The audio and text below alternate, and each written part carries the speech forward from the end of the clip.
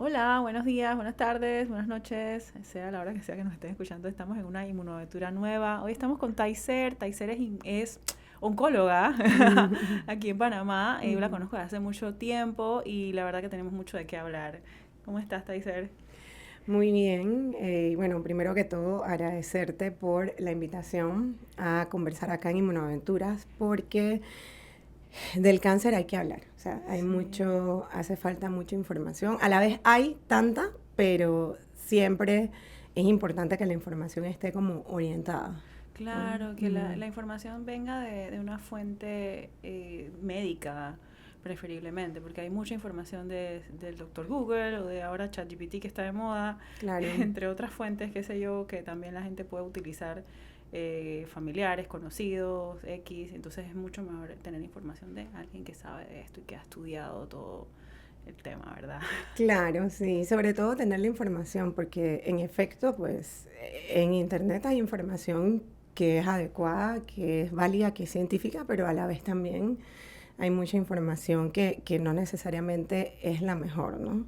Y también cómo se interpreta lo que se ve. Así que ese discernimiento que ayuda un poco a conversar con el profesional o el especialista es muy importante. Ujú. A ver, y cuéntame, bueno, por lo menos de parte de inmunología, una cosa que en las inmunodeficiencias, un tema que nosotros tocamos es que hay ciertas inmunodeficiencias hoy en día se sabe que se presentan como cánceres. Entonces, no son tan comunes, pero sí hay que tomarlo en cuenta. A veces nosotros los inmunólogos vemos casos, sobre todo de algunos pacientes con algunas inmunodeficiencias raras como Wiskott-Aldrich. De repente no sé si, qué tanto las ves, si llegas a verlas como Wiskott-Aldrich, también está hipoplasia de cartílago cabello, también está entre otras inmunodeficiencias combinadas severas, hay varias, algunas combinadas como variable común, hablando en inglés, inmunodeficiencia común variable.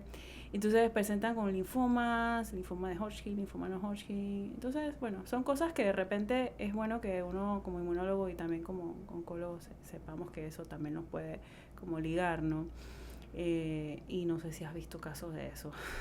Bueno, no son tan frecuentes. Ahora, acá en Panamá, la parte de lo que son linfomas, leucemias, sí la siguen viendo los hematólogos. Ellos tienen una parte de hematología oncológica. Claro. Así que acá en oncología médica, pues sí nos centramos principalmente en la parte de los tumores sólidos, de todo el Claro. resto de los órganos y tejidos de sostén, pero en términos generales estas alteraciones no son tan frecuentes, pero tal cual mencionas es importante Ujú. conocer, sobre todo en esto del trabajo en equipo y del Claro. multidisciplinario, ¿no? Que a veces nos Sí. encontramos pacientes que como que no te puedes explicar, ¿no? Exactamente por qué está teniendo tal o cual manifestación. Entonces, ese trabajo en equipo nos puede ayudar a encontrar estos diagnósticos, sobre todo que en la práctica pues no son tan frecuentes. Y me encanta que hayas mencionado eso porque muchas personas, y a veces me incluyo porque se Mm, nos va la onda de la diferencia que hematología ve cánceres hematológicos y ujú. oncología ve cánceres o tumores sólidos, que son dos especialidades diferentes, ¿verdad? Entonces, y hay ciertos países, si no me equivoco, donde hacen la especialidad junta. No sé si sabes cómo funciona eso, cómo saber si hay algún médico aquí que de repente vea las dos cosas. O yo creo que mejor es como que se mantengan pues cada uno especializado en su área, ¿verdad? Sí, de hecho, por ejemplo, en Estados Unidos realmente la formación es oncología y hematología oncológica. Pero incluso allá, cuando te encuentras colegas, aunque han sido formados en ambas ramas, pues siempre hay la tendencia a irse más por una que por otra, ¿no? O tratar los tumores sólidos o tratar los tumores hematológicos, porque como en todo, pues ha habido una gran cantidad de avances que sí lo ideal sería uno como que poco a poco poder como ir especializándose o tener un cierto grupo de tumores porque si no la información es amplia y Eh, todos los cambios que ha habido. Entonces, aquí en Panamá, sí, regularmente, aquí es separado. La parte de oncología médica no ve los tumores tipo linfoma, leucemia, mieloma múltiple, síndromes melodisplásicos, todo esto los ven los los hematólogos. Y la diferencia sería que nuestros hematólogos pues tienen parte maligna o relacionada con tumores y hacen también la parte benigna de la hematología. Sí, y ahora que dices también esto que son súper, todo es diferente, o sea, todo ha cambiado. En realidad yo creo que muchas personas no tienen idea que cada tumor o cada cáncer es completamente diferente. No es como que la gente piensa que, bueno, un resfriado tú le das anti-acetaminofén, aunque si sea rinovirus, influenza, parainfluenza, metapneumovirus, el virus que sea, es lo mismo, el tratamiento, no, pero para el cáncer es todo completamente, ¿verdad? Es un mundo, la verdad. Háblanos un poquito de eso, de lo que puedas dar como para que las personas entiendan un poco esto, ¿verdad? Sí, de hecho, súper interesante todos los cambios que han habido y hay un tipo de tratamiento que está muy relacionado con tu especialidad también, que es el tema de las inmunoterapias. Claro, Pero sí, voy para desarrollar un poco, porque solo de esa pregunta hay varios temas que es importante siempre trabajarlos y dar esa docencia. Con respecto a los tipos de cánceres, pues sí, ya hoy día, como le explico a los pacientes en la consulta, realmente ya decir cáncer es como decir un nombre muy general. Incluso dentro de ya enfocándote en un órgano, por ejemplo, hablar de cáncer de mama o cáncer de pulmón, ya decir solo ese nombre es muy general. Yo siempre le explico a los pacientes que ese es el nombre y hay que buscarle el apellido, porque en función de ese apellido es que entonces puedes escoger los diversos tipos de terapias. Y no solo está el tema de que cada tumor puede llegar a ser diferente, sino cada organismo, también la forma en que cada organismo interacciona con la condición, cómo está el resto de su cuerpo, si solo tiene el cáncer o además tiene otras condiciones, otras enfermedades. O sea, ya son cositas que van sumando y que de nuevo refuerzan un poco esta parte también como del manejo en equipo. Antes estaba mucho la parte como que, bueno, tiene cáncer, ya es solo el oncólogo. Y hoy día, como gracias a los avances en los tratamientos, los pacientes están pudiendo vivir más y se estabilizan del cáncer. Luego tiene también diabetes, hipertensión, entonces es importante que estas condiciones también mantengan su seguimiento, porque igual son otras condiciones que están y se pueden complicar. Con respecto a la parte de los tratamientos y bueno, de los tipos de tumores, en efecto, pues, y digo yo a veces, bueno, gracias a Dios, porque si no, sería súper complicado que cada paciente, o sea, los pacientes en general van a poder caer como en un tipo donde existe una información que podemos aplicar a los diversos pacientes que tengan ese mismo diagnóstico. Pero aún así, ya la capacidad de respuesta del organismo del paciente, cómo les vaya con el tratamiento, eso incluso es muy individual. Una de las cosas que está en boga ahorita en la medicina en general y particularmente en la oncología es este tema de la medicina personalizada. Todavía hace falta mucho para poder hacerla como bien individualizada, pero hay un modelo tumoral, el cáncer de pulmón es hoy día como uno de los estandartes de lo que es la medicina personalizada en oncología. Ya el día de hoy, en un subtipo particular de cáncer de pulmón que se llama, que es el subtipo de adenocarcinoma, ya se han descubierto más de 5 mutaciones que han permitido no solo explicar por qué la persona puede desarrollar el cáncer aunque no fume, sino que también se han podido volver blancos terapéuticos. Y de ahí desprendo uno de los nuevos tipos de tratamientos sistémicos oncológicos que existen, que son las terapias dirigidas, se conocen con ese nombre, terapias dirigidas o terapias blanco, porque son terapias que van específicamente a bloquear esa vía que se encontró es la que está como más activada en esos pacientes. ¿Te refieres a pacientes que no han fumado y que han desarrollado el cáncer por otro mecanismo? Así es, así es. Algo como genético, como por qué otros mecanismos. Sí, es, y es un tema también súper importante mencionar porque una característica que tienen estos pacientes que presentan estas mutaciones, digo, cualquier persona puede tenerla, fume o no fume, pero una de las características que tienen es que tienden a presentarse de forma más frecuente en personas que no fuman. ¿Y por qué esto es importante? Porque cuando encontramos una persona, digo, de más está decir que haya una persona con síntomas respiratorios sospechosos y aparte tiene antecedente de tabaquismo, o sea, una de las cosas que hay que incluir a descartar es un cáncer de pulmón. Pero luego se puede quedar como que, bueno, sí, entonces si la persona no fuma, entonces me quedo solo con lo infeccioso o me quedo solo con lo inflamatorio. Y no, a raíz del descubrimiento, exacto, de estas mutaciones, es importante que si la persona tiene la clínica lo suficientemente sospechosa, o sea, el fumar es como que un extra para que no se escape pensar en que puede haber un cáncer. Una bandera roja más exacto, más pero importante. ya hoy día, aunque la persona no fume, si los síntomas son lo suficientemente sospechosos, hay que incluir cáncer en el descarte del diagnóstico diferencial. Otra de las características que tienen estas alteraciones también es que se tienden a presentar en personas más jóvenes, que es otra de las cosas que poco a poco vamos viendo y es un concepto que es importante resaltar porque creemos que el cáncer es una patología solo de los adultos mayores y sí, todavía un gran porcentaje de personas van a desarrollar los cánceres por arriba de los 60 años, pero poco a poco estamos viendo que está aumentando el diagnóstico en personas más jóvenes. Entonces, por ejemplo, hablando puntualmente del modelo de cáncer de pulmón, una de las características de estas mutaciones es que la población que las tiende a ser más joven.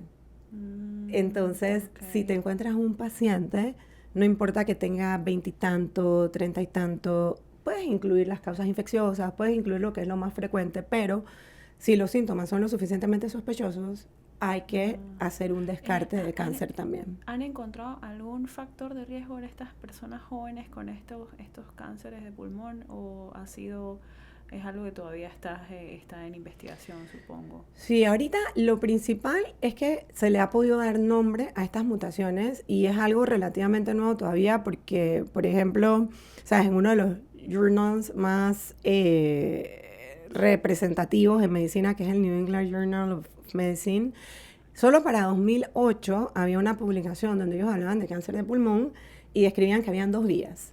Una vía por los pacientes que tenían el antecedente de tabaquismo y la otra vía la describían como factores desconocidos, pero que eran personas que no fumaban y podían desarrollar la enfermedad.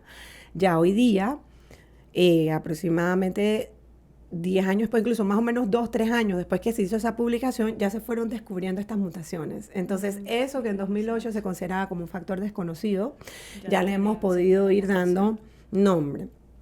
Ahora, exactamente por qué la persona lo desarrolla, se ha visto una tendencia en la raza asiática, las personas de la raza asiática. También hay una tendencia de que estén más frecuentemente en mujeres y, como te mencioné, en personas jóvenes. Entonces, ya, ¿por qué estas personas entonces la desarrollan? Ya eso todavía está en estudio, pero ya ha habido publicaciones que, por ejemplo, patologías como la tuberculosis, ya por esa inflamación crónica que produce, también puede llegar a ser un factor de riesgo y uno de los subtipos de cáncer de pulmón que se ha visto que aumenta es uno que está relacionado con una de estas mutaciones que se llama IGFR. O sea, que ciertas condiciones, y eso es que la tuberculosis es una patología que aún hoy no es rara. Claro. También en Latinoamérica.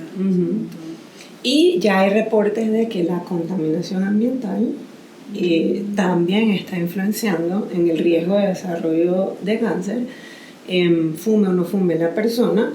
Y una de las vías que se ha visto que estimula por este mecanismo de contaminación ambiental puede ser de estas vías asociadas a estas mutaciones de terapia dirigida. Claro. Y ojo, esto también, bueno, no sé si has escuchado, hay ciertas personas que he escuchado que fuman y que a veces expresan o dicen esta expresión, bueno, yo voy a seguir fumando, si dejo de fumar igual me va a dar cáncer. ¿Y qué piensas de eso? No, mira, es como que, porque bueno, no hicimos guión y me parece interesante que hagas esa pregunta porque fue una de las cosas que pensé en hacer énfasis, ahí un poco relacionado también con la parte de factor de riesgo. A las finales, trabajamos con probabilidades, ¿sabes? O sea que igual puede estar la persona que hace todos los desórdenes en términos de hábitos, de estilo de vida, y la vez que no desarrolla ninguna condición, Y tenemos también esta persona que es súper saludable, que cuida su alimentación, que hace ejercicio y que bueno, desarrolla una condición. Ahí, por como yo lo veo, es, ok, trabajamos con probabilidades y sí es cierto, todos conocemos esa persona que fuma, esa persona que no hace ejercicio, que no cuida su alimentación y que no le da ninguna condición. Pero cuando tú evalúas el grueso de las personas que tienen enfermedades y no solo cáncer, porque recordemos que todo este tema de fumar, lo que es la alimentación, el sedentarismo, aumenta el riesgo de condiciones en general, también las patologías cardiovasculares. Entonces, cuando tú agarras el grueso de las personas que desarrollan alguna condición, la mayoría sí van a tener un factor de riesgo, ¿sabes? Sí van a tener un factor, algo que descuidar.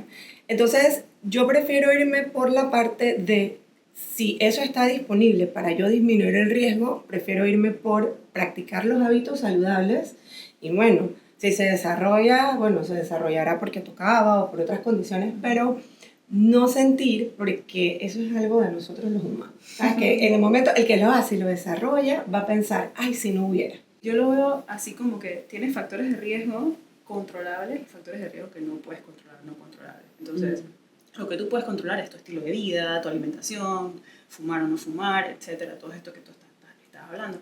Y lo que no puedes controlar es la genética. La parte genética no la puedes controlar. Entonces, si puedes hacer algo con uno de estos dos factores, ¿por qué no hacerlo? Entonces, la genética, lastimosamente, no la podemos controlar, pero ya tenemos herramientas para identificarlo, como tú lo acabas de mencionar. Ya tienen identificado este gen y me imagino que así mismo pueden identificar al futuro de esas generaciones, ¿no? De que si se hereda o no se hereda en los hijos de estas personas o no, o si en los hermanos ahí también se puede hacer una investigación. O sea, estamos avanzando bastante, ¿no? Pero si podemos controlar estas cosas, sí es importante. Así es. Es lo que yo le comento a los pacientes. Mira que incluso hay publicaciones que se dice que hoy día hasta más del 50% de los diagnósticos de cáncer pudiesen ser prevenibles, ¿no? Aparte de que están también disponibles. No todos los cánceres tienen disponibles estrategias de tamizaje para detección temprana y prevención, pero hay al menos 4 o 5 modelos que sí los tienen y es importante realizarlo. Igual ahorita los voy a resaltar, pero antes que se me pase de lo que mencionaste, en efecto, poniendo como ejemplo estas alteraciones de cáncer de pulmón, algunas de ellas todavía son como puntuales, ¿sabes? Son de la persona, no necesariamente son heredadas, pero definitivamente existen también los síndromes genéticos hereditarios, porque a las finales en cáncer, en oncología, todo es genético. Todo de alguna manera afectó el material genético, el DNA, se producen estas mutaciones y se desarrolla la enfermedad. Pero en la mayoría de los casos van a ser esporádicas. Entonces, ¿por qué hago énfasis en esto? Porque es importante que todos nos cuidemos y siempre en nuestras evaluaciones, en nuestros chequeos, estemos siempre pendientes de esta parte del cáncer, porque a veces está el concepto también de que, bueno, como en mi familia nadie ha desarrollado cáncer, está el concepto de que entonces la persona no puede desarrollar cáncer. Y en realidad no, la mayoría de los cánceres son esporádicos. Esporádicos quiere decir que mutaciones que se heredan, hay mutaciones nuevas de nuevo que salen. Exacto, que le dan a la persona y que, por ejemplo, esto de fumar, de estar en sedentarismo, de no llevar una alimentación adecuada, aumenta, o sea, pueden debilitar nuestro sistema inmunológico, que como sabemos el sistema inmune no solo nos defiende de bacterias, virus y de infecciones en general. De las células malignas también. Así es. El sistema inmune hace una vigilancia completa donde él también está trabajando por detectar, porque en realidad cualquier célula en el organismo tiene el potencial de desarrollar un cáncer. Es que lo que ocurre es que estas células, como son células de nuestro cuerpo, nuestro sistema inmunológico puede incluso confundirse y pensar que esta es la célula que siempre ha estado allí y no se da cuenta que esa célula tiene como un pequeño disfraz o por debajo tiene como algo así como que estoy disfrazada, que estoy bien, pero en realidad no. Entonces el sistema inmunológico, así viéndolo como que bien sencillito, el sistema inmunológico no lo identifica. O puede ser que incluso estas células tumorales, cancerígenas, también incluso desarrollan estrategias para para, como quien dice, evadir el sistema inmunológico, secretando, qué sé yo, inhibidores de las células inmunológicas o secretando alguna enzima que hace que la célula inmunológica no funcione, etcétera. Hay diferentes mecanismos y eso es súper interesante, cómo el sistema inmunológico como que no se da cuenta de esto, de estas células cancerígenas también. Como mencionabas, la edad avanzada también hace que el sistema inmunológico se deteriore, la desnutrición, enfermedades crónicas también que pueden hacer que el sistema inmunológico se deteriore y cause pues, inmunosupresión, y al haber una inmunosupresión por alguna enfermedad crónica o por algún medicamento crónico como corticoides o cosas que hacen que tu sistema inmunológico a la larga, pues más que nada, se deteriore, puede hacer que se desarrollen estos eventos que inesperados. Así es, y de hecho, esa es una de las bases, porque tal cual, las células tumorales pues hacen un camuflaje, porque igual el origen era una célula normal, entonces se vale mucho de esto para hacer una evasión y un escape de la actividad de nuestro sistema inmune, y como bien mencionas, tienen mecanismos incluso para apagar a la célula de nuestro sistema inmune, porque como todavía conservan algunas características de las células normales, ellas aprovechan e interaccionan estos ligandos con receptores, como para quien dice, apagar al sistema inmune. Y de hecho, el descubrimiento de todas estas vías, de poder saber exactamente, porque esta sospecha de que el sistema inmune tenía algo que ver en el desarrollo del cáncer no es nueva. Esto viene desde los 1900, incluso un poco antes. Pero como todavía para esos tiempos no habían todas las tecnologías, los métodos que tenemos ahora para conocer un poco más de fisiopatología, incluso hubo un tiempo en la historia de la oncología donde se llegó a desestimar que el cáncer tenía algo que ver con que el sistema inmune tenía algo que ver en el cáncer, y se comenzó a ver si es que era más como algo infeccioso, ¿no?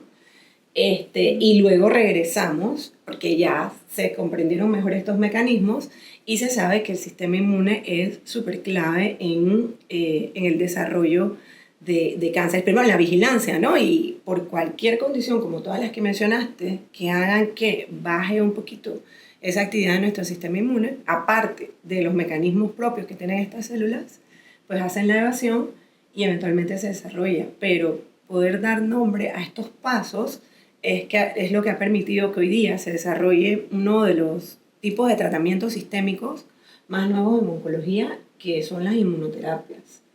Exacto, sí. Y bueno, realmente en esa área, bueno, cuando tú me hablas de inmunoterapia, lo que yo uso más generalmente pues, es la inmunoterapia para las alergias y para inmunodeficiencias. Pero para el cáncer, en realidad, ustedes son los expertos en ese tipo de inmunoterapia.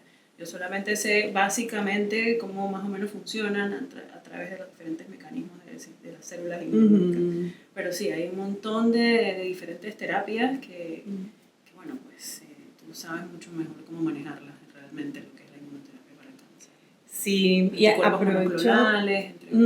aprovecho este espacio para comenzar un poco porque, como mencioné, utilicé la palabra terapias sistémicas, que es como prefiero, es como le explico a mis pacientes hoy día, porque tradicionalmente a todos los tratamientos oncológicos los llamamos quimioterapias, y si bien las quimioterapias tradicionales todavía siguen siendo parte importante de nuestro arsenal terapéutico, yo les agregué el tradicional, porque igual en oncología, cuando hablamos de quimioterapia, nos referimos a un grupo particular de medicamentos que tienen mecanismos un poquito más generales. La mayoría de ellos van enfocados a actuar a nivel del núcleo del DNA o a nivel de la célula, pero son un poco más generales. Y por ende, a veces se pueden asociar un poco más efectos secundarios. Entonces, por eso que a veces puede dar la diarrea, el vómito y demás, porque como van al tema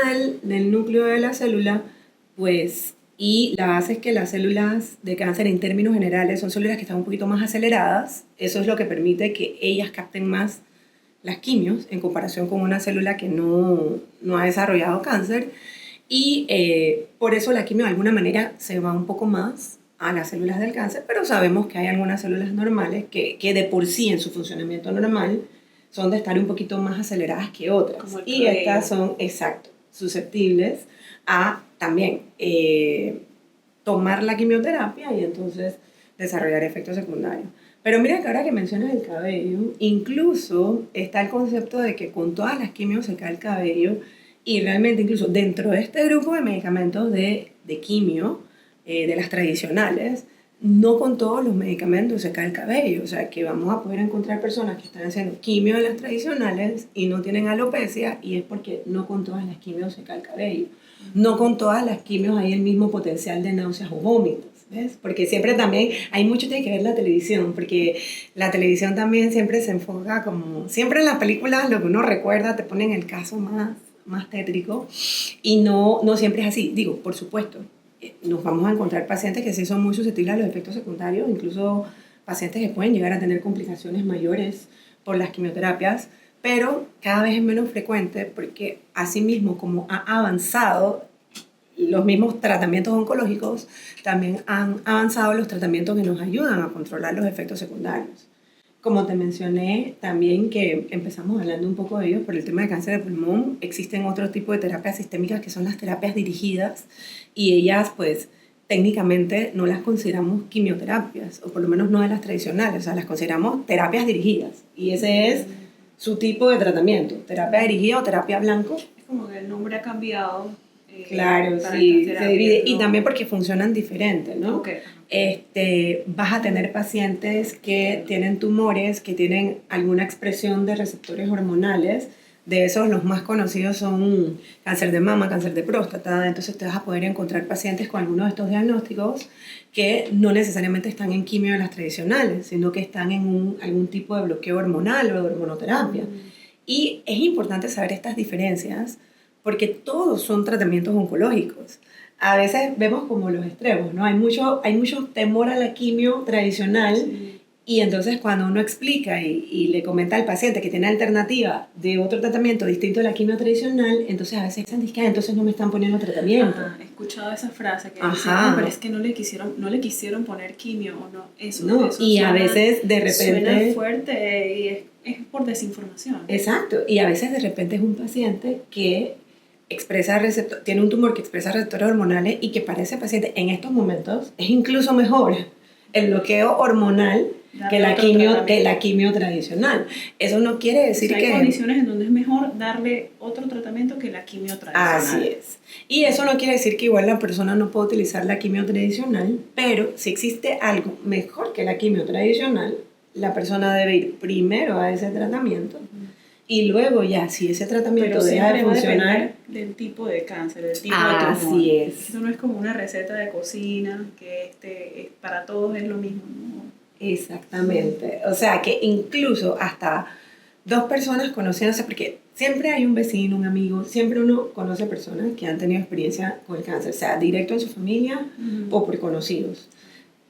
También todos conocemos a los que le ha ido bien, y también conocemos a los que le ha ido no tan bien, pero por nuestra naturaleza humana y esta parte de estar siempre en supervivencia, tendemos a acordarnos siempre solo del caso que le fue peor, ¿no? Pero sí, es muy distinto. O sea, que te puedes encontrar dos personas con el mismo diagnóstico y de repente una está siendo tratada de una forma y la otra de otra. Y no quiere decir necesariamente que uno está siendo maltratado, no, sino que depende tanto de las características del tumor como también de las características de la misma persona. Porque a veces a la persona le puede corresponder un tratamiento, pero de repente no está en las condiciones para ese tratamiento, ¿sabes? Entonces, sí, a las finales, no está en sí. Condiciones, te refieres por edad o estado físico. Y mira, ahora que mencionas la edad, es también un tema interesante, porque ya la edad por sí sola, a veces se tiene este concepto como que, bueno, tiene 80 años, no, ¿para qué va a ir si no le van a hacer nada? Y no, ya hoy día la edad por sí sola no es un factor de descarte, porque a veces nos encontramos personas de 80 años, pero, ¿sabes? Fueron muy saludables, llevaron un estilo de vida y tienen 80 años, pero los laboratorios están súper bien y están en buenas condiciones. Entonces es una persona que, aunque tenga esa edad, igual se puede exponer a algún tratamiento. O sea, que siempre el mensaje debe ser que a las finales la persona acuda a evaluarse y que espere a la evaluación con el especialista.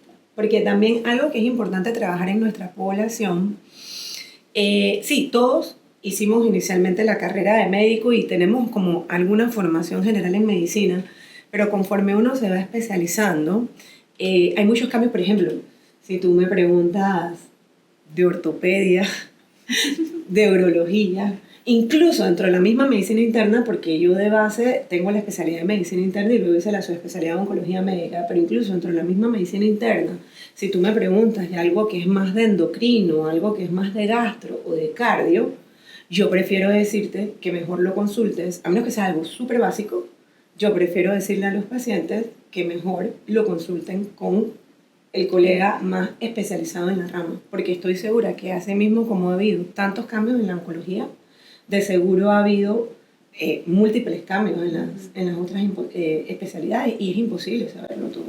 Lo mismo me pasa a mí en la pediatría. Yo la verdad que cuando me hacen alguna pregunta de pediatría me puedo acordar de lo básico, pero siempre que es algo que puedo decir, me atrevo a decir, bueno, realmente no sé si esto ha cambiado, prefiero que lo consulte con un pediatra de cabecera, que todo paciente debe tener su pediatra de cabecera.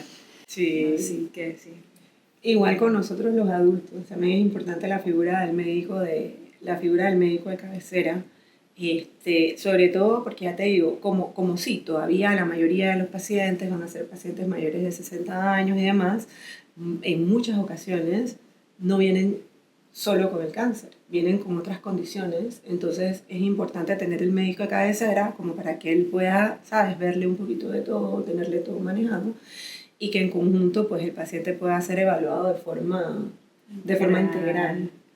Sí, exactamente. la verdad que es bonito cuando hay pues eso, el manejo integral del paciente, donde todos estamos involucrados, donde hay comunicación entre los especialistas y de verdad podemos como que trabajar bien por el bien del paciente y no como que cada quien por su lado. Así es, así es.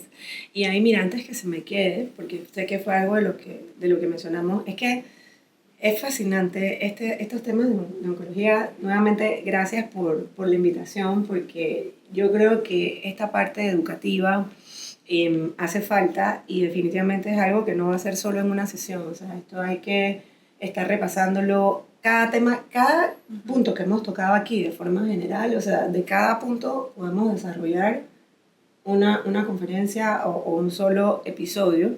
Ahí para que no se me pase como información general el tema de los cánceres que tienen disponible prueba de tamizaje. Está el cáncer de colon. De hecho, recientemente la edad bajó. Antes se recomendaba hacer pruebas de tamizaje por cáncer de colon a partir de los 50 años y ahora como los diagnósticos han ido aumentando en población más joven, ahora la edad bajó y se recomienda que a partir de los 45 años se inicien evaluaciones de tamizaje para cáncer de colon. Recordar que tamizaje es lo que se hace en la población general, o sea, una persona que no tiene ninguna manifestación y que de repente pues llega a una consulta con su médica cabecera que dice, oye, quiero empezar mis chequeos oncológicos, pero no tiene ninguna molestia. Inmediatamente una persona tiene ya alguna molestia, algún síntoma, es importante resaltar que ya esta persona no es una persona que está en tamizaje, esta es una persona que está probablemente en una evaluación ya diagnóstica. ¿Y cuál es la diferencia? Porque los estudios de tamizaje, si todo sale bien, en dependencia del que se seleccione, se puede repetir en 1 año, 2 años, 3 años, incluso algunos como la colonoscopia, por ejemplo, que es uno de los mejores en términos de tamizaje de cáncer de colon. Una colonoscopia, si te la haces y te sale bien, la siguiente colonoscopia se puede repetir hasta en 10 años, ¿sabes? Entonces, estamos viendo estos tiempos. O sea, que si es una persona que, aunque la persona haya llegado a la evaluación diciendo que no, que viene solo a chequeo, pero en la historia clínica uno le encuentra algún síntoma, entonces ya no es una persona para tamizaje, es una persona para diagnóstico y obviamente los tiempos entonces tienen que ser un poco más rápidos y tiene que ser una persona pues que hay que darle seguimiento a lo que se pide, ver cómo sale. Entonces, como tamizaje, repasando población general y sin ningún síntoma, por ejemplo, cáncer de colon a partir de los 45 años, hay diversas técnicas, está la colonoscopia que es como la más top, pero hay estrategias de evaluación de sangre oculta en heces y otras pruebas un poquito más especializadas que han avanzado en heces también. Y incluso, aunque la colonoscopia si sale normal se puede repetir en 10 años, eso es en función de que la persona se mantenga bien, porque es otra cosa que veo también. A veces el paciente dice, bueno, no, porque en un momento fui y me evalué y salió normal, ya no le di seguimiento. Y hay que recordar que esto es un continuo.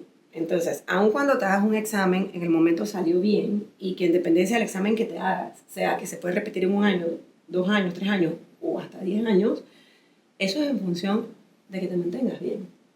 Aunque te hayas hecho el que se puede repetir en 10 años, si a los 2, 3 años tienes algún síntoma que no tenías, tienes que ir a evaluarte. Y hay que ver si algo ha cambiado, a ver si requieres que se haga algo antes.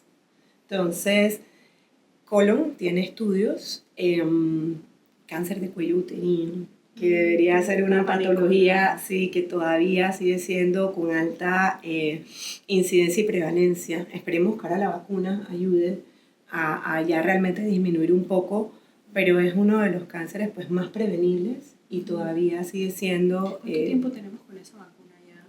Yo creo que ya ronda los 10 años, sí, o cuidado, y un poquito más, sí.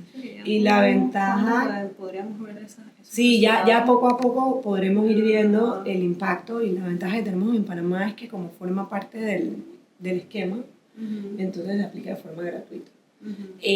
Las personas que en su momento, pues, cuando estábamos en la edad tradicional de los esquemas no estaba disponible, incluso se ha ampliado la indicación. Ya hoy día hay información de que hasta personas hasta los 40 años todavía se puede aplicar. Claro, sí, por cómo funcionan las vacunas, que mientras más joven el sistema inmune mejor, pues sí es importante resaltar que mientras más joven la persona se la pueda colocar, pues mejor, ¿no? Pero ha sido tal el impacto que se ha visto, hablando particularmente de las vacunas del VPH o del virus del papiloma humano, que ya hoy día se ha ampliado la edad de recomendación. Ahora, claro, por ejemplo, si alguien quedó fuera de la edad ya de nuestro esquema, pero digamos tiene 20 años, no es que porque te la puedes poner hasta los 40 vas a esperar cumplir 40 para ponerla, ¿no? O sea, mientras más temprano la puedes poner mejor. Lo único que sí entiendo que ya cuando estás fuera de la edad del esquema nacional de vacunación, pues ya hay que ponerla de forma privada, ¿no? Pero importante, sí, o de forma particular, pero importante saber pues que eso está disponible. Cáncer de mama es otro de los cánceres tradicionales que a través pues de la mamografía, más o menos el ultrasonido. Los más comunes que tú ves en tu práctica diaria serían como más o menos en orden, así como estás diciendo, pues cáncer de colon, cuello uterino, mama. Próstata en los hombres.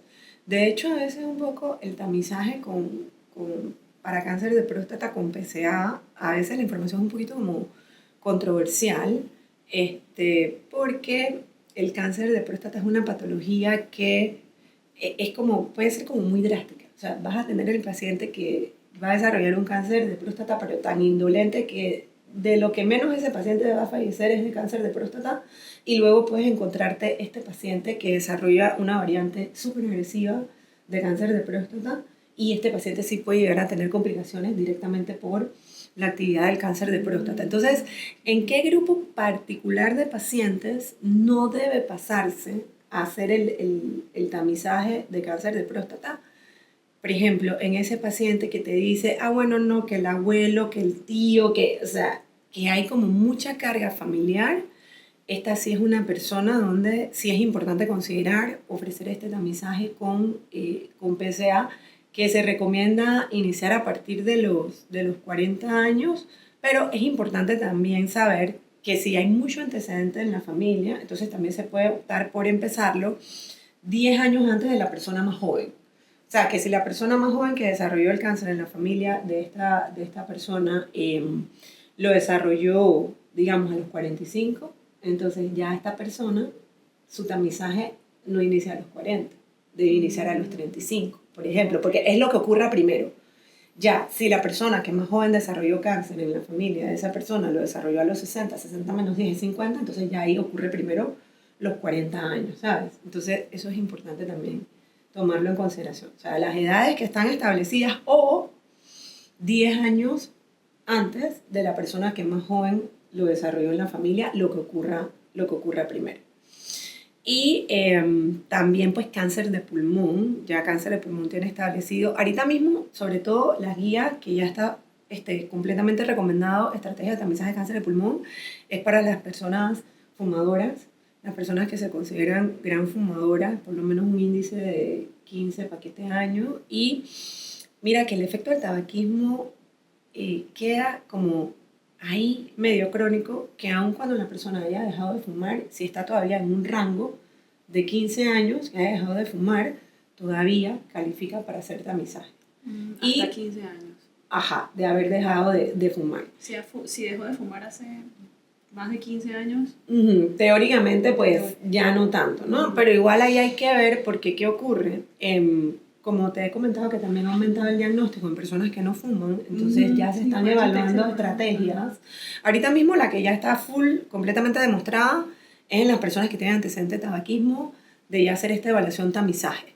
Pero con este aumento en personas que no fuman, ya se están evaluando estrategias para ver si se puede también crear algún tipo de tamizaje para las personas que no fuman. ¿Okay? Pero esa todavía está en evaluaciones, están corriendo muchos estudios, particularmente muchos estudios, la base va a ser Asia, porque como te comenté, estas mutaciones que se desarrollan en personas que no necesariamente fuman, particularmente hay una tendencia por la raza asiática.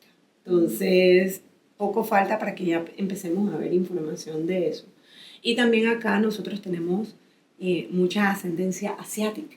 Entonces, de alguna manera, eso también, curiosamente, Panamá, nosotros nos mantenemos hacia los altos porcentajes de la probabilidad de estas mutaciones en cáncer de pulmón. Pero también Panamá tiene una particularidad y es uno de los países de la región con más bajo índice de tabaquismo.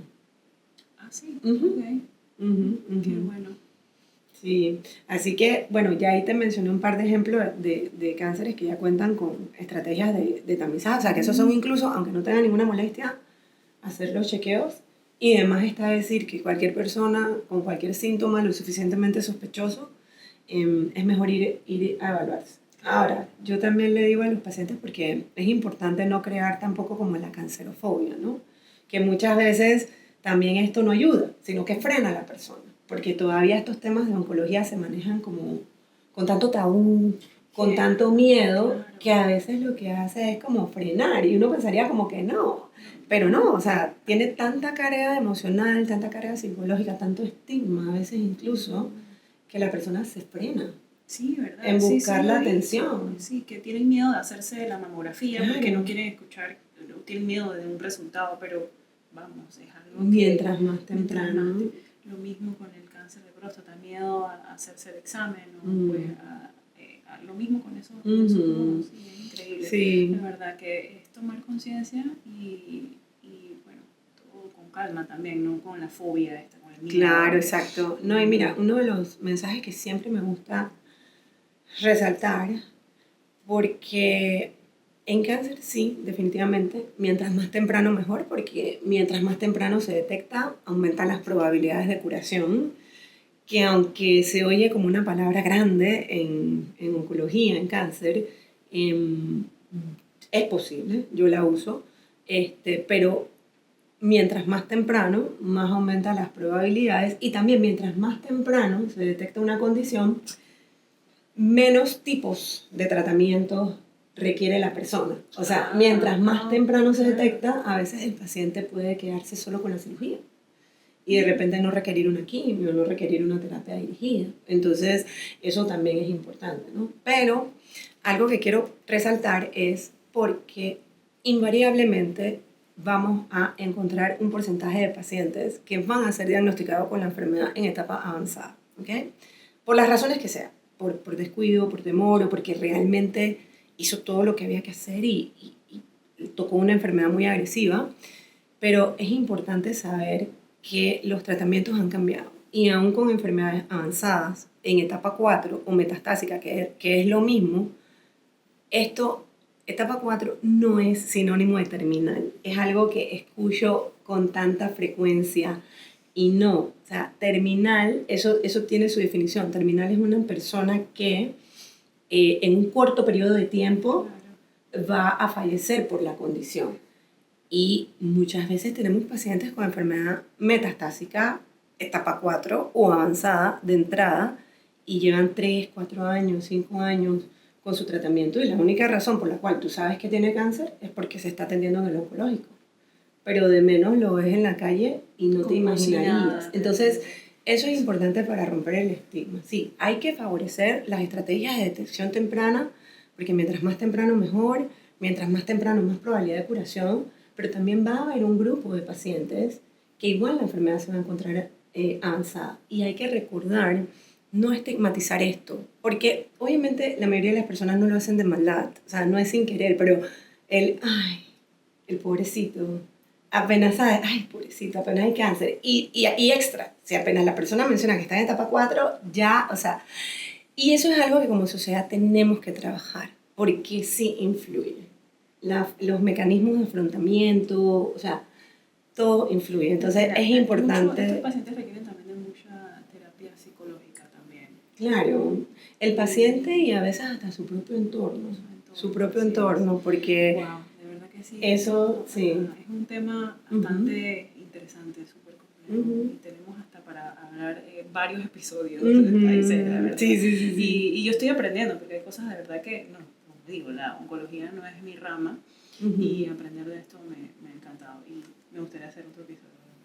Ay, muchas gracias. Gracias por acompañarnos en esta inmunoaventura. Entonces, gracias. No, gracias a ti, súper encantada y a la orden, porque creo que sí, la educación es una de las estrategias clave en pues, todo este tema de diagnosticarse, que los pacientes acudan a evaluarse, también entre profesionales de salud. Así que súper, muchísimas gracias por la invitación y a la orden para futuras conversaciones. Dale, bueno. Gracias a todos por acompañarnos en este episodio de Inmunoaventura. Nos vemos en otro episodio. Bye bye.